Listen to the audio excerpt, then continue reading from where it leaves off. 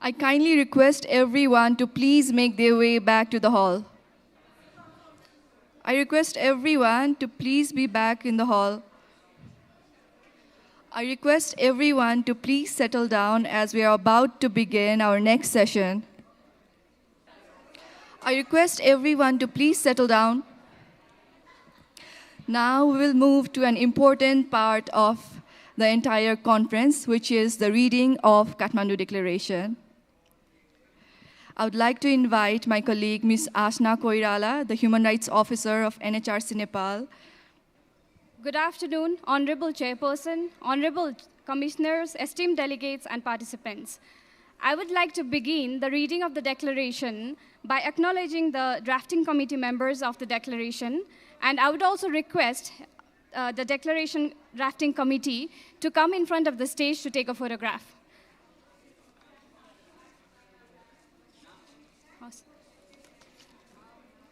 Ms. Erica Powell, Acting Director of Sex Discrimination Team, Australian Human Rights Commission.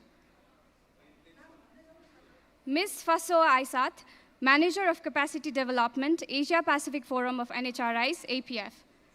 Honorable Pravesh Sharma, Chairperson and Proceedings Commissioner, Human Rights and Anti-Discrimination Commission. Mr. Johnny White, Human Rights Officer, Office of the United Nations High Commissioner for Human Rights. Honorable Aminat Shifat Abdul Razak, Commission, Human Rights Commission of the Maldives. Honorable Manoj Duwari, Commissioner, National Human Rights Commission. Honorable Lily Thapa, Commissioner, National Human Rights Commission. Mr. Murari Prasad Kharel, Secretary, National Human Rights Commission. Mr. Navra Sapkota, Joint Secretary, National Human Rights Commission. Advocate, Ms. Purna Shrestha, Gender Expert. Honorable Farkanda Aurangzeb, Commission Member, National Commission for Human Rights. Mr. Bajat Alelu, Awareness Raising and Capacity Building Coordinator for the Gaza Strip Palestine Independent Commission for Human Rights.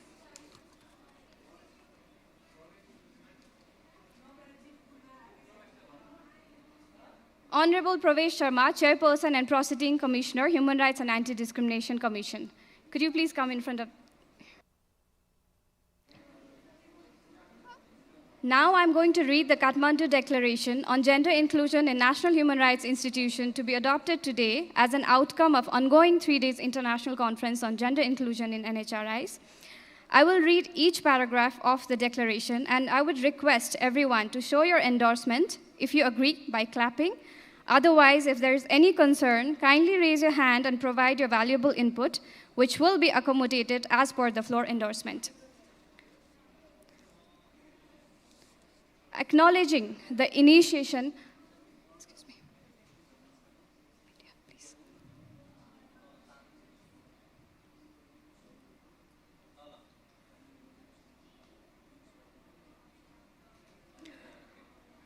acknowledging the initiation taken by the National Human Rights Commission of Nepal in collaboration with the Asia Pacific Forum of National Human Rights Institution, we, the participants at the International Conference on Gender Inclusion in NHRIs, which includes representatives of NHRIs from 19 countries from the Asia Pacific region and members of national, regional, international organizations and United Nations agencies, have gathered in Kathmandu, Nepal on September 3 to September 5, 2024 to discuss the importance of inclusion of gender equality and its intersectionality in the internal and external works of NHRIs, addressing systemic barriers and to make rights of women and gender diverse people a priority in the face of emerging issues that may be implemented nationally, regionally, and globally.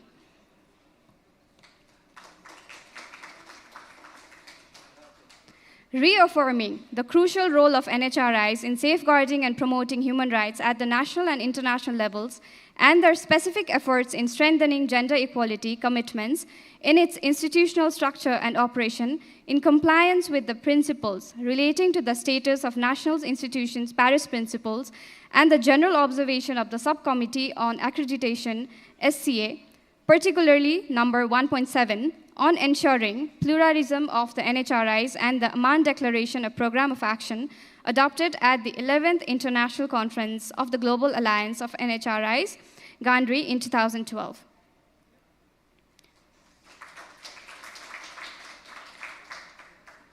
reaffirming the obligations and commitments under charter-based mechanisms and treaty-based mechanisms, including the Convention on the Elimination of All Forms of Discrimination Against Women, CEDAW, the International Covenant on Economic, Social, and Cultural Rights, ICESCR, the International Covenant on Civil and Political Rights, ICCPR, the Convention on the Rights of the Child, CRC, the Convention on the Rights of Persons with Disabilities, CRPD, the Rome Statute on the International Criminal Court, ICC, and the United Nations Framework Convention on Climate Change, UNFCCC, and other regional and international treaties.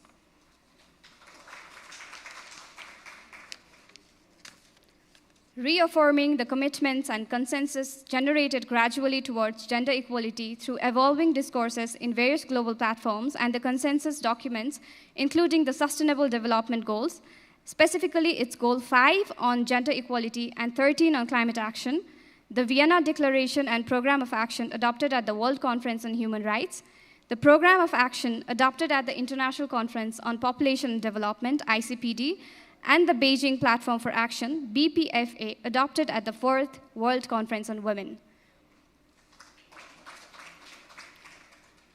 Reiterating the determination and commitment of NHRIs from the region to progressing gender equality and inclusion, asserting that women and gender diverse peoples' rights are human rights, and to enhance human rights standards, it is a critical aspect of our work to mainstream gender and safeguard equitable representation and meaningful participation of all genders. Recognizing that despite the steps taken by NHRIs from the region to ensure gender balance and to remove barriers to access legal recourse and remedies for violations of women and gender diverse peoples' human rights across the region, they continue to experience violation in diverse forms, including, but not limited to, violence, discrimination, and the harmful traditional practices. And thereby, governments have to emphasize more on ensuring adequate protection and promotion of gender equality in their normative frameworks, its effective delivery in practice, and to build progressive and resilient inclusive communities. Recognizing that gender inequality and gender-based discrimination is pervasive and entrenched in all societies across the world that requires persistent, robust, proactive, and sustained interventions, including from the NHRI's range of stakeholders to effectively promote gender mainstreaming and safeguard the human rights of a gender pluralistic society that promotes the principle of substantive gender equality and addresses the barriers they faced in all aspects of their lives, including in the evolving context of artificial intelligence and digitalization, economic crisis, an unpredictable impact on climate change, humanitarian crisis, and public health emergencies. Recognizing the intersectionality and the specific vulnerability of persons with disabilities, women, sexual and gender minorities, indigenous and other marginalized communities, and people facing the adverse impact of humanitarian and conflict crises that undermine human rights, and the urgent need to intensify efforts to stop gender-based discrimination, including on the basis of marital status, gender stereotypes and biases, and its vicious consequences, such as sexual and gender-based violence, denial and or lack of access to reproductive services and choices, unpaid care work, exploitation and abuse, lack of access to justice, and gender issues existing within the places of deprivation of liberty. Acknowledging the implementation of the pluralism requirements of the Paris Principles and general observations of the Subcommittee on Accreditation that provides guidance for NHRIs on the performance of the mandate in relation to gender and progressive efforts made so far through its recommendations, and comments to ensure the diversified representation in the operation and institutional structure of NHRIs. Acknowledging the implementation of CEDAW General Recommendation number 37 that focuses on the impacts of climate change and disasters on women's human rights, and requires to take effective measures to prevent, mitigate, and respond to disasters and climate change, and in this context, to ensure that the human rights of women and gender diverse peoples are respected, protected, and fulfilled.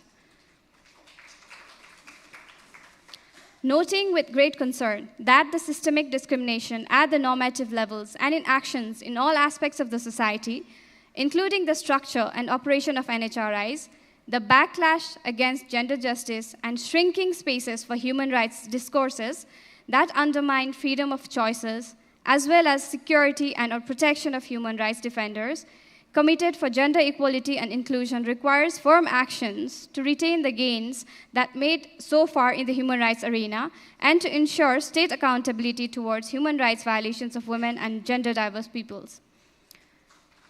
To achieve our joint goals and shared vision for gender equality in all aspects demand all to take bold, intentional, and meaningful steps, including institutionalizing intersectional gender lens throughout the composition of NHRIs, its institutional structure, operation, and culture. We unanimously call on all NHRIs, respective governments, UN agencies, private sectors, and the relevant stakeholders from the Asia-Pacific region to respect, protect, and fulfill the human rights of all genders by taking the following urgent actions. Ensure pluralistic and equitable representation and meaningful participation of all genders within NHRIs at all levels of operations and functions. Promote accountability for human rights violations and ensure the integration of gender transformative approach in all NHRIs mandated functions. Promote gender justice by taking specific actions and allocate resources aimed at achieving gender equality and inclusion, including to accommodate the impact of climate change and or other current and evolving crises. Review domestic legislations to provide policy guidance from gender perspective in compliance with international human rights standards. Periodically review NHRI's internal policies, plans, culture, and practices from gender perspective in compliance with international human rights standards to ensure NHRIs as gender-inclusive human rights mechanism. Adopt right-based approach to data collection for ensuring systematic compilation of disaggregated data, documentation, and dissemination of NHRI's interventions on gender and gender-diverse people. Ensure effective implementation of recommendations related to gender and gender-diverse peoples made by Subcommittee on Accreditation, charter-based and treaty-based mechanisms. Establish functional coordinating mechanism across NHRIs of Asia-Pacific region to collectively raise the common issues of human rights violations related to women and gender-diverse people. Periodically review on the implementation of this and all other gender-inclusive relative declarations. We unanimously adopt this Kathmandu Declaration on Gender Inclusion in National Human Rights Institutions on September 5, 2024 in Nepal. Thank you.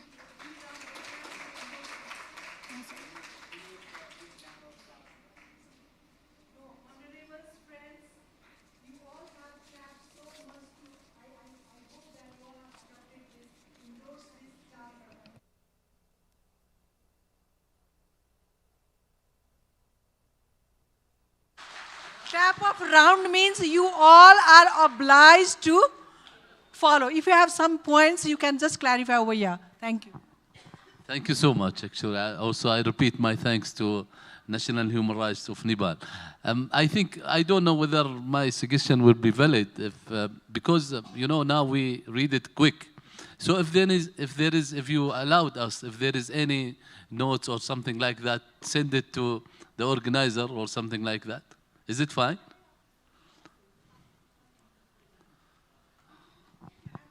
Thank you. Yes, sure. For now, no, but maybe later on, or during this day even, or a short time. Regarding some phrases, you know, coming on the... Okay, you can just send us that directly. Thank you so much. By email. Thank you so much. And thank you so much for adopting the declaration. Yes, I agree with my colleague there. I mean, despite we agree with most of it, some of it might face some problems with our legal systems.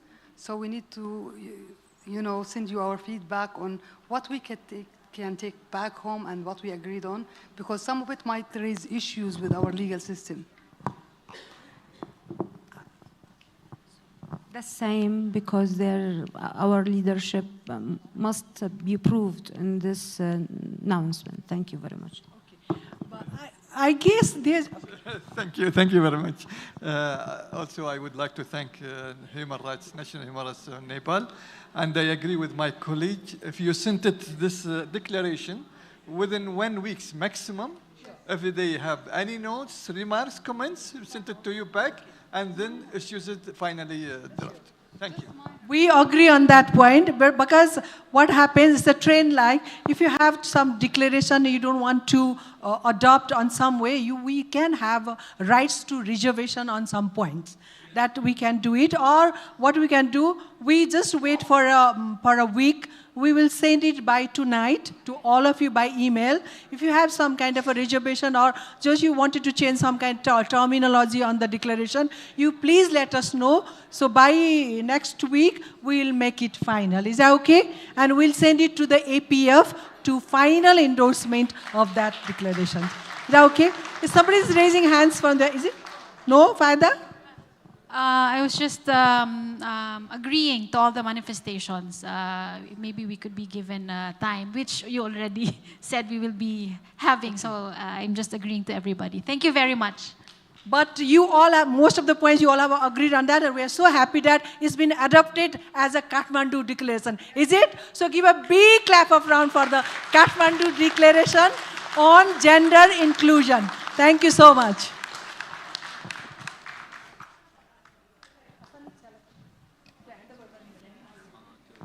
Now, lastly, I would like to thank the participating NHRIs from Asia-Pacific region, Australian Human Rights Commission, National Human Rights Commission of Bangladesh, Fiji Human Rights Commission and Anti-Discrimination Commission, National Human Rights Commission of India, Indonesian National Commission on Human Rights, High Commission for Human Rights of Iraq, Jordan National Center for Human Rights Commission of Malaysia, Human Rights Commission of the Maldives, National Human Rights Commission of Mongolia, National Human Rights Commission of Nepal, Oman Human Rights Commission, National Human Rights Commission of Pakistan, Palestine Independent Commission of Human Rights, Commission on Human Rights of the Philippines, National Human Rights Committee of Qatar, Ombudsman of Samoa, National Human Rights Commission of Thailand, and Provider for Human Rights and Justice of Timor-Leste. And lastly, I would like to thank all the participants for making this conference successful. Now, I would like to request Ms. Sugarika Casey to come up on the stage for the closing ceremony. Thank you so much.